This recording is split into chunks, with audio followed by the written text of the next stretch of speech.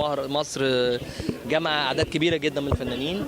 ان شاء الله يكون فتحه خير علينا في كل حاجه. بقول انا سعيد جدا وفخور بهذه الدوره ضمن 37 دوره ناجحه لمهرجان اتولد كبير، ويعتبر من اهم 10 مهرجانات في تاريخ السينما العالميه.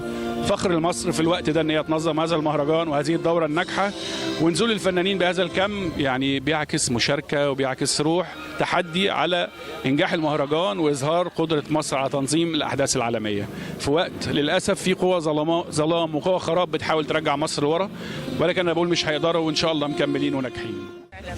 مصر بخير. تحيا مصر، تحيا مصر، تحيا مصر. ان شاء الله هيبقى مهرجان ناجح. انا ما شفتش منه حاجه، ولكن انا متوقعه ان انا هلاقي مهرجان حلو قوي. المهرجان هو بيرد، يعني انا كنت لسه بقول دلوقتي ان اكبر دعايه سياحيه اقامه المهرجان، كان لازم يقام المهرجان. والاحداث اللي حصلت في مصر دي ممكن تحصل في اي مكان في العالم. دي اعظم اسم في تاريخ السينما المصريه والعربيه، دي نجمه كبيره قوي، دي حاجه قيمه عظيمه هي والنجم العظيم عمر الشريف والاستاذ الجميل نور الشريف.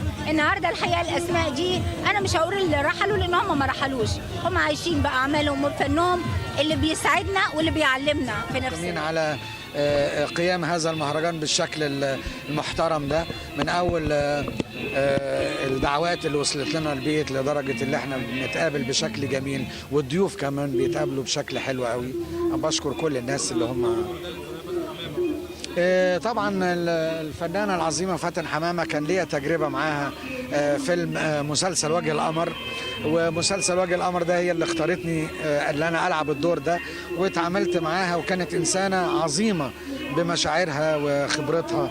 الحقيقه كانت تجربه جميله. متوقعه ان هي هتبقى دوره ناجحه، دوره منظمه، دوره هاديه، دوره كل الجرايد والمجلات والقنوات الفضائيه هتغطيها وهتدعمها، لان مش عايزه اقول لك بقى السنه دي كل الناس عايزه تدعم الدوره دي، وده نوع من اليقظه ونوع من ان كلنا واقفين جنب بعض عشان البلد دي تنور.